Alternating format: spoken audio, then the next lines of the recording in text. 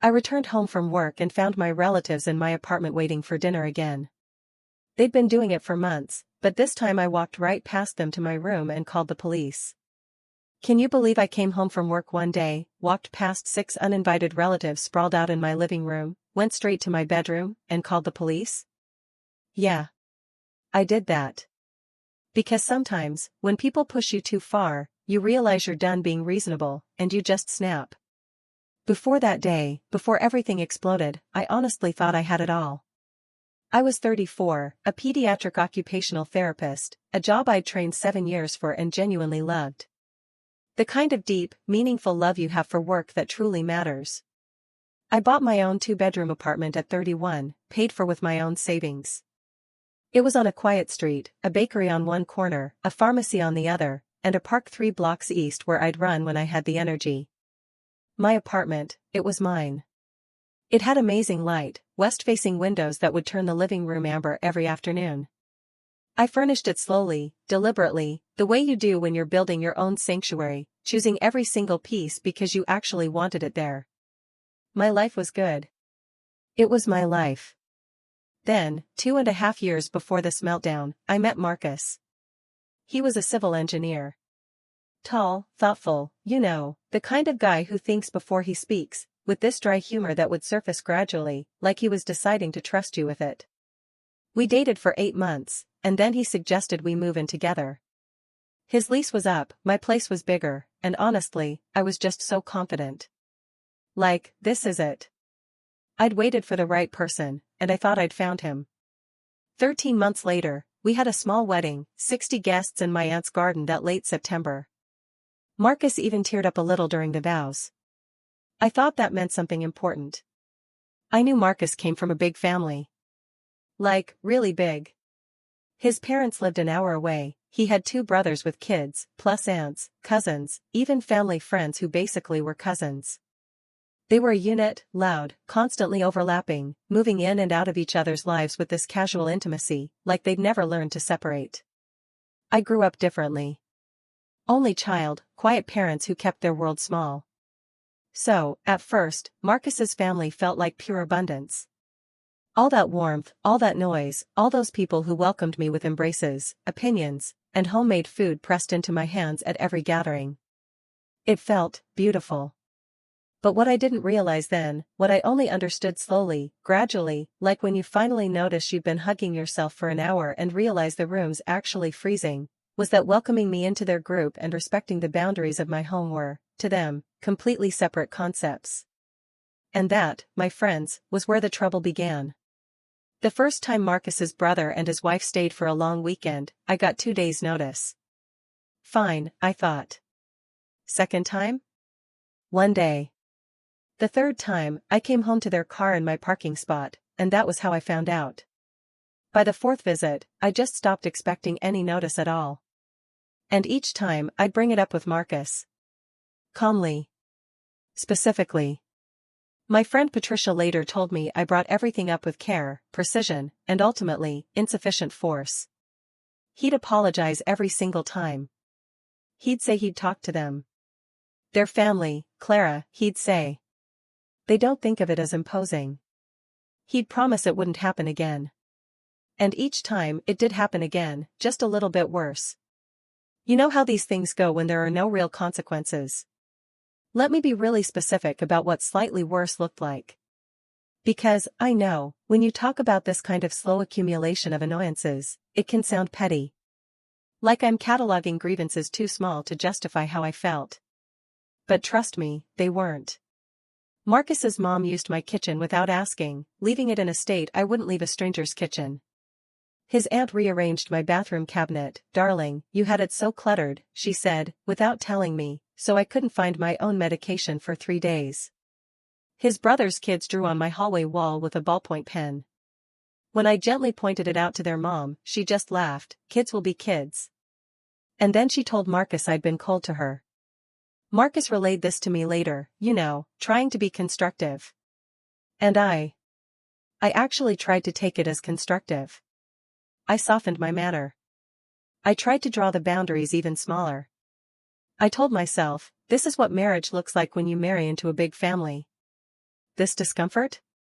It's mine to manage. Love requires adjustment, flexibility, holding your own needs loosely. None of it was true. But I believed it. For long enough.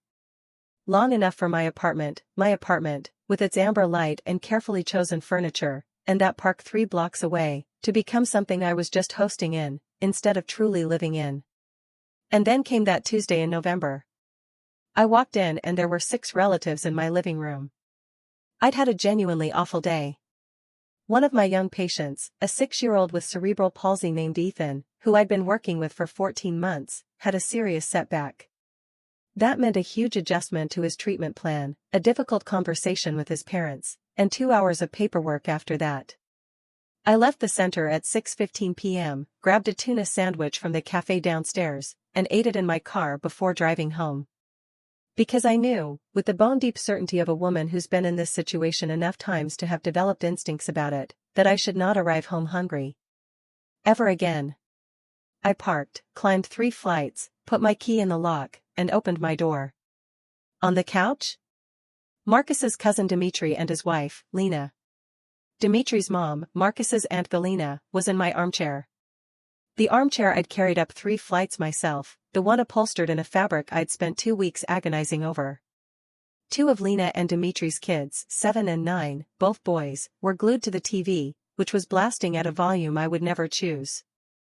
Marcus's younger brother, Pota, was lounging in the kitchen doorway, holding a beer. Marcus himself was on the smaller sofa, and he looked up at me when I came in. And I recognized that expression immediately. You know the one. The look of a man who knows he screwed up, and he's betting on your decency not to make it obvious. Clara, he stood up. You're home. Come in, come in. Look who's here. I looked. I smiled. It was automatic, that smile. The kind that costs you nothing. Galina got up to kiss my cheek, I let her. Lena waved from the couch, mumbled something about being in the neighborhood. The kids didn't even look up from the screen. Pota just lifted his beer in a kind of lazy greeting from the kitchen doorway. And the kitchen, oh, I could smell it already. Onions. Something heavy. Something that was going to take at least an hour to cook. I'm just going to change, I said, as pleasantly as I could. I walked to the bedroom. Closed the door.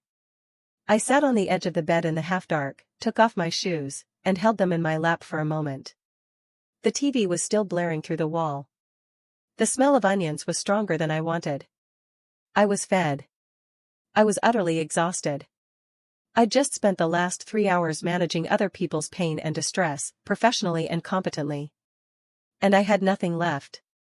Absolutely nothing, for the performance required of the woman who just came home to find 6 uninvited relatives installed in her living room, and is expected to be delighted about it. I put my shoes neatly by the wardrobe. Changed into comfortable clothes. Opened my nightstand drawer, pulled out the novel I was in the middle of. Got into bed, propped the pillow against the headboard, and started to read. Marcus came in 14 minutes later. I know because I was watching the clock with this weird, detached interest in my own patience. Hey, he said, closing the door behind him. You okay? Fine, I said, turning a page. Are you coming out? I looked up from the book. No, I said. Clara, come on, Marcus. I set the book down, keeping my thumb on the page. When did you know they were coming? A pause. This afternoon. This afternoon, I repeated. So, you had several hours during which you could have called me. I know. I should have. And instead, you let me come home to find 6 people in our living room at 6:30 in the evening after a 10-hour shift? I picked the book back up. I've eaten. I'm going to read. You're welcome to join me. But, there are guests. They're your guests, I said. I didn't invite them. He stood in the doorway for a moment. I could feel him there, hovering, you know, in that particular way a man does when he wants to argue but just can't find the words. Then he went back out and closed the door. I listened as the muffled sounds from the living room settled back into their noisy rhythm. And I read my book. Let me be clear. This wasn't the fight. This wasn't the moment everything broke open. This was just a very tired woman, reading a book in her own bedroom. The real fight was still coming. But that evening? That was a line. The first line I had drawn without immediately walking back across it. And as I turned pages in the amber lamplight, while onions fried in my kitchen without my permission, I felt something shifting inside me. Something I didn't have words for yet. The relatives finally left around 10 p.m. I heard them go. The kids rounded up, coats, goodbyes in the hallway. Marcus's voice, low and cheerful, then Galina's. Then the door. Then quiet. He came back to the bedroom. I was still reading.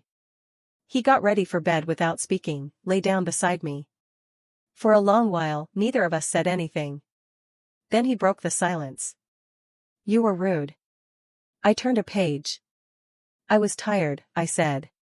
And I was hungry. And I wasn't told. They're family. So you keep saying. Another silence. Then, what did you want me to do? Tell them not to come? Yes, I said. Or, at minimum, call me. Or ask me. Or acknowledge that this is also my home, and I get a say in who is in it. I closed the book. Pick any of those. Pick all of them. What I didn't want was to walk into my living room after the day I had, and find a dinner party I knew nothing about already in progress. You didn't even try, he said. You just walked away. I'd already eaten, I replied. He turned the lamp off without another word. I lay in the dark, thinking. This isn't about the food. He knows it isn't about the food. And the fact that he's pretending it's about the food is itself a piece of information. I filed it away. And eventually, I fell asleep. The next 2 weeks felt, surface normal. Marcus was a little cooler, a little more careful, like a man who's decided it's your fault, but he's too smart to say it directly. I was pleasant. Present. And I didn't apologize. That was new. And I could feel him registering the absence of that apology, like a sound he was waiting for that just didn't come. His family texted him more than usual. I noticed, not because I was spying, but because he'd go quiet for a few minutes, then emerge from the silence with that familiar bet on your decency expression. Honestly?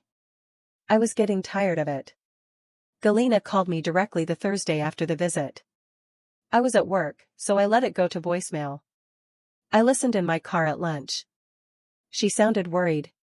Said she could tell something was wrong. Didn't want any hard feelings. Hoped I understood that she and the family just wanted to be close to Marcus, and by extension, to me. That it was how their family showed love. Her voice was warm and slightly wounded, in exactly equal measure. And I recognized that combination, warmth and wound, as a compound instrument, played to produce a specific result. I thought, she's good at this. Then, she's had a lot of practice. I texted back, thank you for calling, Galina. All fine here, take care. And left it at that. That weekend, Marcus told me his parents were thinking of visiting the following weekend. He told me Saturday morning over coffee, framing it so carefully. I wanted to give you plenty of notice this time. I looked at him over my mug, and that phrase, this time, just echoed in my head. It implied the only problem before had been logistics, right? Not the fundamental dynamic. Not the complete lack of consultation. Not the expectation that my home was just available on demand to whoever his family decided to send. Thank you for the notice, I said. Are they staying here? Just the weekend. He said. They don't want to be any trouble. Oh, that phrase. That specific phrase. They don't want to be any trouble. The phrase that is always deployed by people who are in the process of being tremendous trouble. Marcus, I said, I'd like us to talk about this. Really talk. Not just about your parents next weekend, but the whole pattern. I think we need a real conversation about how we handle family visits. He looked at me with the expression of a man who'd been hoping for a completely different sentence. Okay, he said, completely devoid of warmth. We tried. I really want to give that 2 hours its due. We sat at the kitchen table, and I finally said what I'd been holding on to for months. Specifically. Without accusation. In the measured, calm cadences of a woman trained professionally to communicate about hard things. I told him I loved his family, that I valued our connection to them. But I needed my home to be a place I could count on coming home to, not a venue that could contain anything on any given evening. I said I wasn't asking him to cut anyone off or change who his family was. I was asking for consultation. For advanced notice. For the basic courtesy of being treated as a co-owner of the space we shared. He listened. He nodded in some places. He said he understood. He said he'd do better. He reached across the table and took my hand. I looked at his hand over mine, and I tried to determine if I believed him. I wanted to. That's the honest answer. I wanted so desperately to believe him, because the alternative, that this conversation would lead to the same outcome as all the previous ones, was a conclusion I wasn't ready to sit with yet. So I chose to believe him. The way you choose to believe a weather forecast when you really need the day to be clear, with effort, with hope, and with a small, practical voice in the back of your mind noting you should probably pack an umbrella anyway. His parents came the following weekend. Perfectly pleasant, as always. I cooked on Saturday evening, we had a nice dinner. Marcus was warm, attentive, the way he was when things were good. And I thought, maybe this is what the conversation produces. Maybe it actually worked. On Sunday morning, I woke at 7 a.m. to the sound of a third voice in the kitchen. Not his mother. Not his father. A voice I recognized after a moment, Marcus's cousin, Andre, who lived 30 minutes away. Apparently, Andre had called Marcus the night before, said he was driving through, and Marcus had said, "Come for breakfast." Without a single word to me. I lay in bed, listening to the three of them talking in my kitchen. And I thought, very clearly, very calmly, there it is. I wasn't angry yet. What I felt was closer to sorrow. The specific, crushing sorrow of a hope being confirmed as utterly unfounded. I had given him the clearest possible account of what I needed. He had understood it. Agreed to it. And then, the very first opportunity to practice it, he had reverted entirely to the prior pattern. Without, apparently, thinking about it at all. Which meant one of two things, either the conversation genuinely hadn't registered with him, or it had registered, and he'd decided that merely registering it was enough, without needing any actual change in behavior. Both possibilities were bleak. One was thoughtless. The other? Something far, far worse.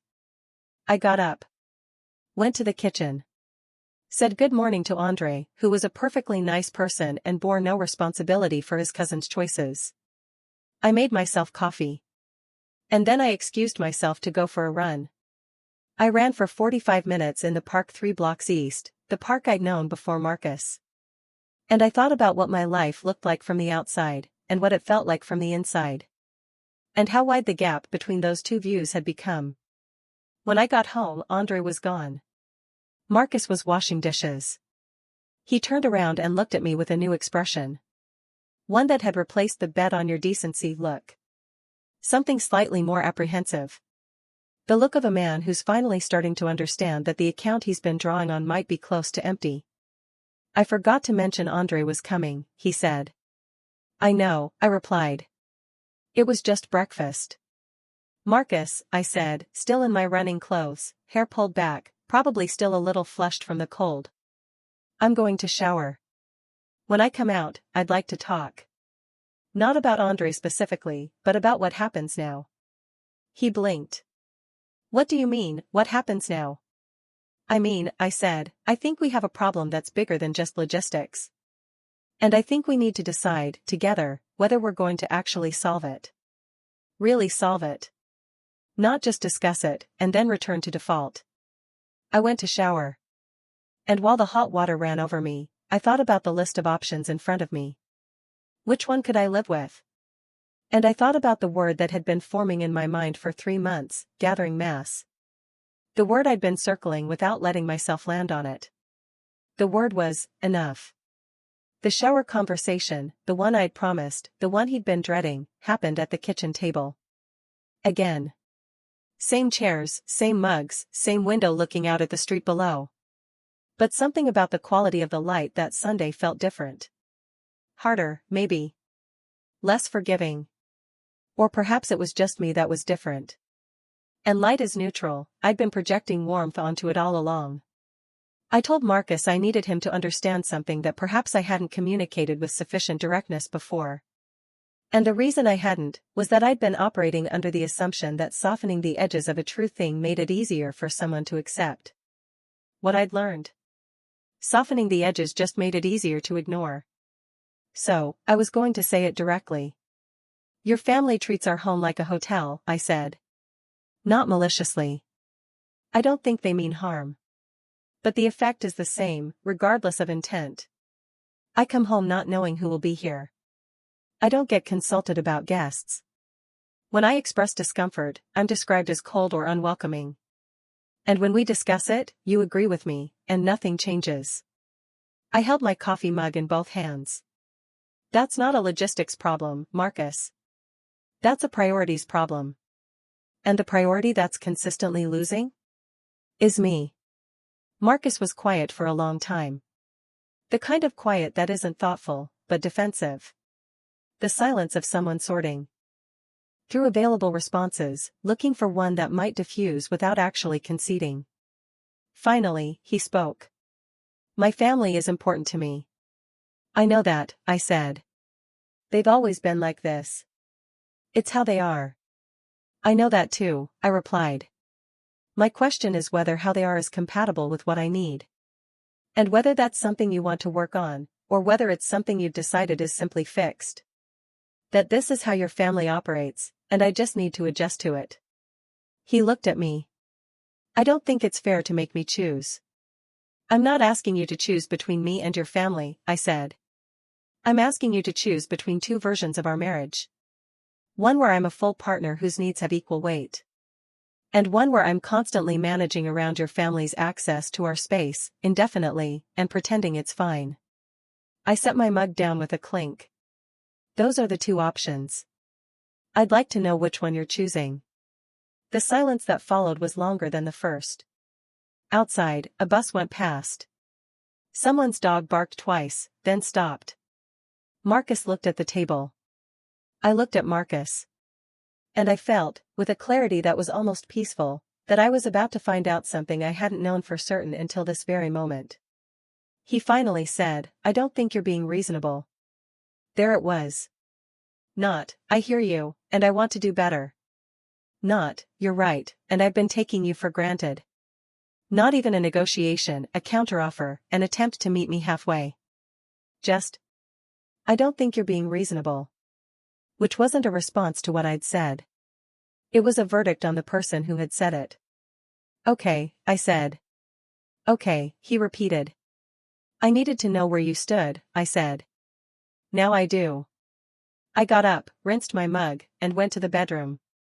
I called my friend Natasha, who'd been hearing my version of this story in installments for months. She answered on the second ring, with that specific alertness of someone who's been waiting for this call. Tell me, she said. And I did. Natasha had a spare room. She offered it before I'd finished the second paragraph of my account. In the decisive, no-nonsense way of a woman who has watched a friend diminish gradually, and has been quietly preparing her response. I told her I wasn't ready to move, that I needed a few days to think, that I wasn't going to make decisions in the hot wash of a Sunday morning conversation. She said, fine. But the offer stands. It doesn't expire. What I did instead of moving immediately was something I'd learned in 3 years of working with children and families navigating crisis. I documented. Not aggressively, not with hostility. Just carefully. I wrote down the dates and details of the last 6 months of uninvited visits. I noted the conversation Marcus and I had had about the pattern, and Andre's breakfast the following morning. I wrote down what Marcus had said to me that Sunday, I don't think you're being reasonable. I kept the notebook in my bag. I also called my father that evening. My father, unlike Marcus's family, always called before he visited. Usually 2 weeks in advance, always framing it as a question rather than an announcement. He's a retired accountant, quiet, with a talent for identifying the structural problem beneath the surface problem. When I told him what was happening, the full version, not the softened one, he listened without interrupting. Then he just said, "The apartment is yours." Not a question. A confirmation. "Yes," I said. "You bought it before the marriage?" "Yes." "And the mortgage is in your name?" "Yes." "We've been splitting costs since he moved in, but the deed and the mortgage are mine." "Good," he said quietly. That word landed like something being set firmly on a table. "Keep that in mind." And I did. The week that followed had this strange, almost hyperreal quality. Like days you just know are going to matter. Marcus and I moved around each other with the careful politeness of two people who had said real things and were waiting to see what those real things would produce. He didn't bring up Sunday's conversation. He didn't apologize. He wasn't unkind, just absent. Like a man who'd retreated into his routines as a form of defense. Doing the dishes, watching his shows, going to work, keeping to the shallow register of daily life where nothing important could be said or decided. I went to work, saw my patients, came home, made dinner, ate it, cleaned up. And every evening, sitting at the kitchen table with the amber light coming through those west-facing windows, I thought, how long can I do this? Not as a dramatic question, you know? Genuinely, practically, how long can I maintain this version of my life before it costs me something I can't get back? On Thursday, Galina called again. This time, I answered. "Clara," she said, warm and immediately purposeful. "I've been thinking about you. Are you and Marcus all right?" "We're navigating some things," I said, which was true and revealed nothing. "I spoke to him," she said. And something in my chest went tight. "He's very hurt, you know. He feels like you've been pulling away from the family, like you don't want us around." I held the phone and breathed. "Galina," I said. "What did Marcus tell you?" "Just that things have been difficult lately. That you've been unhappy about family visits." "Did he tell you that he and I had a conversation last Sunday about what I need from our marriage?" A slight pause. "He mentioned there had been some tension." "Did he tell you what I said during that conversation?" Another pause. "He said you felt the family visited too much." I told her, very calmly, I told her I needed to be consulted before guests came to our home. I told her I needed to be treated as a partner in this marriage. Those are the things I said. I paused. The fact that Marcus summarized that as me not wanting the family around? That's itself informative. Galina was quiet for a moment. Then, in a slightly different tone. Still warm, but with something harder underneath it. A note of authority that her warmth had been covering, the way a tablecloth covers an unfinished table. "Clara, you married into a family. That means adjustments." "Yes," I said. "It means adjustments from everyone. Including me, which I have been making. And including Marcus, which he has not. He loves you very much." "I believe that," I said. "Love and accountability aren't mutually exclusive." She said, "You know, it would mean a great deal to all of us if you came to the family dinner on Saturday. It might help smooth things over." I noticed that word, smooth. The way it implied the surface was what needed work, not the structure beneath it. "I'll think about it," I said. "Thank you for calling, Galina." I hung up and sat for a moment in the quiet office, the afternoon light fading outside the window. And I thought, Marcus called his aunt before he talked to me again. He went to his family with our conflict before he came to me with an apology. Which meant that whatever sorting he was doing in his private internal life, he was sorting it in their direction, not mine. He was triangulating. Bringing his family into our marriage to manage a conflict that existed in our marriage, because managing it with his family present was something he knew how to do. And managing it alone with me? Something he apparently did not. I drove home that night, and I didn't stop for a sandwich. I wasn't hungry. I sat in the parking lot outside our building for 15 minutes instead, just looking at the lit windows on the third floor. Our windows. Amber and warm. And I thought about the life on the other side of those windows, and whether it was still the life I had planned to live. Inside, Marcus was making dinner. Pasta, my favorite kind. There was even a glass of white wine at my place. He looked up when I came in with an expression that was attempting warmth, but it was running slightly thin at the edges, like paint applied over a surface it wasn't quite sticking to. Galina called me, he said. She said you talked. We did, I said. I put my bag down and hung up my coat. She thought the Saturday dinner might be a good idea. A chance to, Marcus, I cut him off. I sat down at the table. Did you tell your aunt about our conversation before you spoke to me again about it? He was quiet. Because I want to understand the sequence, I said. We have a conversation Sunday morning where I tell you what I need. You say I'm being unreasonable. Monday through Thursday, you speak to your aunt about it. She calls me Thursday to suggest I come to a family dinner to smooth things over. I looked at him steadily. At what point in that sequence did you plan to come back to me? His jaw tightened. I was thinking about it. You were managing it, I said. With your family. Which is what you always do. You don't bring it to me, you bring it to them. And then they come to me with a solution that happens to involve me being more available to them. I picked up the wine glass and held it. That's not a marriage, Marcus. That's a system I happen to be living inside of. He sat down. Just looked at me. And what I saw in his face wasn't the bet on your decency expression. And it wasn't the apprehensive one. What I saw was something raw. And I want to be fair, I think it was genuine.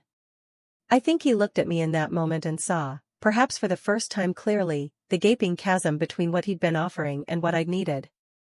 And the sheer length of time that gap had been open. And for a moment, just a moment, I thought he might say the thing that could have changed the entire direction we were moving. He said, I don't know how to make you happy. I put the wine glass down. I know, I said.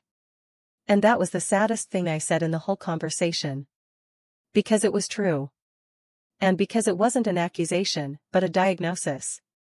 And because I understood in that moment that not knowing how to make me happy, and not being willing to try, were, for Marcus, functionally the exact same thing. I ate the pasta. It was good. I told him so. We watched something on television. I went to bed. He came to bed later. And we lay in the dark like two people who have simply run out of sentences. Which is its own kind of answer. The family dinner was Saturday. I did not go. I told Marcus Friday evening that I was going to pass, that I had some things I needed to take care of, and I hoped he had a good time. He looked at me for a long moment, then nodded once. The nod of a man who's lost the argument but isn't quite ready to say so. And he went without me. I heard him leave at 6:15 p.m. And I sat in the quiet apartment, and I felt the specific piece of a space that was, for a few hours, only mine. I called Natasha. I called my father. I made tea and sat in that armchair, the one I'd carried up 3 flights, and looked at the amber light, which had no loyalty to anyone, and was simply itself. And I let myself think the thought I had been circling for weeks. I wanted him to leave. Not out of hatred. Not out of a desire for revenge or the satisfaction of punishment. I wanted him to leave because I was 34 years old, and I had built a good life that I was good at living. And somewhere in the course of a marriage that had seemed like abundance and had turned out to be a slow dispossession, I had lost the particular quality of ease I'd had in this apartment before he moved in. And I wanted it back. I wanted to come home to a space that was mine, and know that it would be mine when I arrived. I wanted to make a cup of tea without doing mental math about who else might be here. I wanted the dish cabinet and the bathroom and the armchair and the west-facing windows in the late afternoon to be simple again. To be just what they were, and not a negotiation. I wanted my life back. And sitting in the quiet apartment on a Saturday evening, while my husband ate dinner with the family that had eaten mine, I understood that wanting it wasn't enough. I would have to do something about it. I spoke to a lawyer on Monday. My father had a name. He always has a name, my father, because he spent his life, in the quiet, thorough way of cautious people, collecting information in case it becomes useful. I called from my car at lunch, explained the situation, and was given an appointment for Wednesday. Her name was Vera Suva, and she had the precise, unsentimental manner of someone who deals in facts rather than feelings, and respects you enough not to pretend the facts are comfortable. I brought the documents I'd assembled, the deed in my name, the mortgage papers, the spreadsheet of shared household expenses I had been keeping for the past 2 years without entirely knowing why. She went through them efficiently, then looked up and said, "You've been thorough." "I've been careful," I said. She nodded, as though those were the same thing, and explained my position. The apartment was mine. Legally. Unambiguously documented in every relevant way. Marcus had no claim to it. Our financial entanglement was limited to the shared accounts we'd opened for joint expenses, accounts that would need to be addressed, but contained no significant assets either of us would dispute. The situation was, in legal terms, clean. What it will not be, she added, is easy, or fast, or comfortable. "Are you certain?" she asked, before we went any further. "I've been certain for 3 weeks," I said. "I've been waiting to make sure the certainty was real, and not just reactive." She nodded again. "Then let's talk about what comes next." What came next began on Friday evening. Marcus came home from work at 6:30. I was in the kitchen, not cooking. Which was the first thing he noticed? The absence of dinner. The cold stove. Me, sitting at the table with my hands around a cup of tea, a folder on the surface in front of me. He looked at the folder, then at me. And something in his posture shifted. The way a person's body adjusts before the mind fully processes what it's looking at. "Sit down," I said. Not unkindly. Just directly. He sat. I told him what I had decided. I told him that I had spent 6 months trying to have a conversation that would produce a different outcome. And that the conversation had produced the same outcome each time. And that I understood now that this wasn't a failure of communication, but a reflection of our actual incompatibility. I told him that I wanted him to move out. I told him the apartment was mine, and had always been mine. That I was not asking him to leave my life, that was his choice to make. But that I was asking him to leave my home.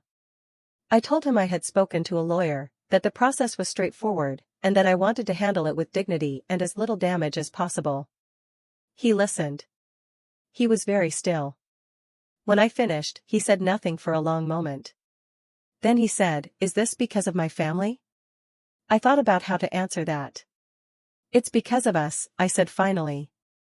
"Your family is the place where us became visible. But the problem isn't your aunt, or Dimitri, or Galina.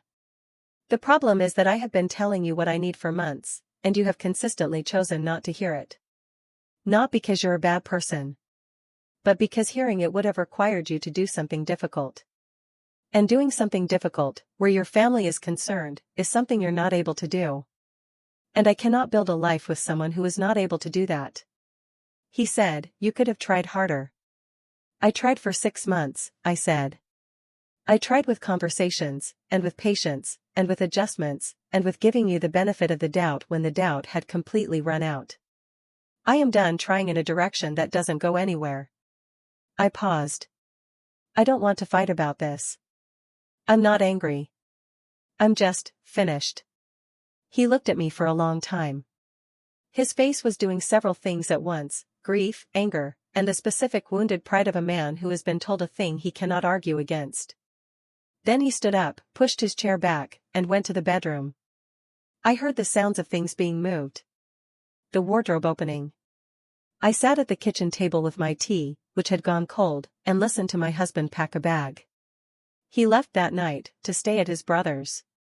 He kissed my forehead at the door, which surprised me, and said, "I'm sorry I wasn't better." And I looked at him and thought, me, too. I genuinely thought, me, too. The weeks after that had this strange quality. Sad and quiet, yes. But also, underneath the sadness, something that kept presenting itself when I wasn't guarding against it: relief. It arrived in the mornings first. I'd wake up, and the apartment would be still. The light would come through the west-facing windows, in its amber way. And I would lie in bed for a moment and know, with the clean certainty of something restored, that nobody was going to come through the door today without my prior knowledge. That the kitchen was mine. The bathroom cabinet was mine. the armchair, the linen closet, the Saturday mornings. All mine. It was a small thing. The way breathing is a small thing. Unremarkable when present. Its absence? The whole world. Galina called, just as I knew she would. 3 times in the first 2 weeks. On the 3rd call, I answered. She was upset in a way that wasn't entirely performed. There was real distress in her voice. The distress of a woman who had watched a family she loved contract around a conflict she had contributed to creating. I let her speak. When she finished, I said, Galina, I want you to know that I hold nothing against you personally. But I need you to understand that what happened between Marcus and me was not about a dinner, or a visit, or any one incident. It was about a pattern that Marcus and I couldn't resolve together. That's between us. Please don't take it as a statement about you. She was quiet for a moment. Then, with a quietness that I think was genuine, she said, I think we did ask too much of you. It cost her something to say that. I could hear it. Thank you, I said. I appreciate that. We haven't spoken since, which is probably what's needed for now. Marcus and I reached our legal resolution in 8 weeks, just as Vera predicted. He wasn't unreasonable about it. That surprised me, in a good way, and it made me think that the version of him I had once believed in wasn't entirely fictional, just insufficient for the life I needed. He took what was his, and I kept what was mine. We signed the papers on a Wednesday morning in Vera's office, and walked out into the cold street, separately. Going in different directions. Which, again, is its own kind of answer. My father came to visit the 2nd weekend of March. He drove 4 hours. Arrived at noon. Parked in the right parking spot, because I'd texted him which one was free. And he knocked on my door instead of having a key, because I hadn't given him one yet. When I opened the door, he looked at me for a moment, taking inventory in his usual way, measuring whether the person in front of him matches the voice he's been hearing on the phone. Then he said, You look well. I am, I said, surprisingly. Not surprisingly, he said. And he came inside. We cooked together that afternoon, the way we had when I was growing up. Him handling the parts that required precision, me handling the parts that required intuition. Both of us moving around each other in the kitchen with the easy efficiency of people who have been doing this together for decades. He replaced a hinge on the kitchen cabinet that had been loose for months. He asked about my patients, and I told him about Ethan, who'd had a breakthrough the week before that had made his mother cry in my office. And my father listened with the full attention he has always given to things I tell him about my work. When we sat down to eat, he looked around the apartment, the amber light, the armchair, the Lisbon painting back on the wall where I'd rehung it, and said, It looks like you. It does now, I said. He nodded once. The nod of a practical man who understands that some statements don't require elaboration. It's been 4 months since Marcus moved out. Long enough to have settled into a shape, this new life. Long enough for it to feel like mine again, rather than a temporary arrangement I'm just borrowing until something more permanent arrives. My mornings are quiet. My evenings are mine to plan. I've had Natasha for dinner twice, my colleague Remo once, and my father every other weekend.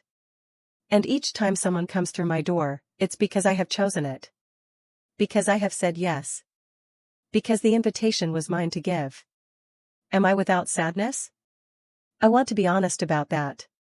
Because the story of the woman who reclaims her life and finds that everything is better and simpler and freer afterwards, that's not entirely the story I'm living. I miss certain things. Not many. But some. The sound of another person in the apartment on a Sunday morning. The ease of early love, before it revealed its limits.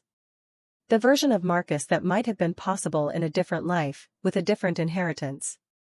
I mourn those things at odd moments, the way you mourn things that were always a little theoretical.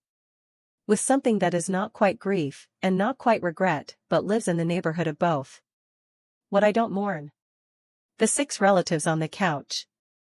The 3 mugs set out by automatic reflex. What I don't mourn is that smile. The one that cost nothing and meant nothing. The one I wore like a tool.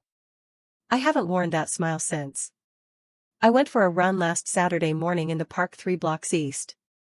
The park I've known since before any of this.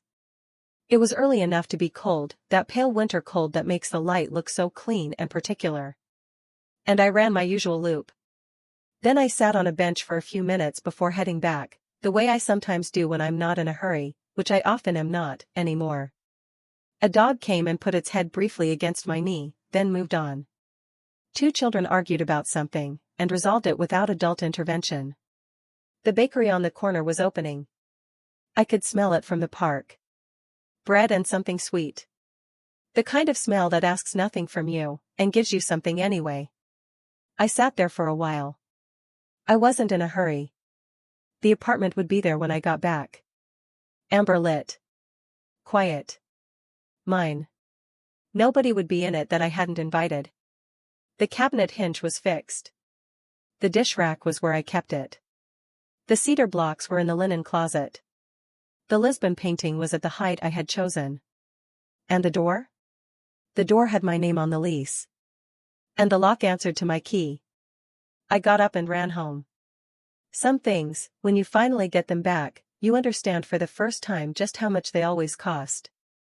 My ordinary life. The one I had before. The quiet street, the good light, the park, the bakery, the amber evenings. It hadn't been ordinary at all. It had been something I'd built carefully over years. And I had given it away, piece by piece, in the belief that love required it. It does not. Love, the real kind, the kind worth keeping, does not ask for the thing you are. It works around the thing you are. It learns its way through the space you occupy, without rearranging you to fit. I am learning again to occupy my own space without apology. And you know what? It's going well. The door has my name on it. That's where I'll leave this story. With that small, sufficient, entirely real fact. The door has my name on it. Have you ever had to draw a line in the sand, even when it felt impossible? Or maybe you're going through something similar right now, trying to reclaim your space or your peace? I'd love to hear your thoughts and experiences in the comments below. Let's talk about it.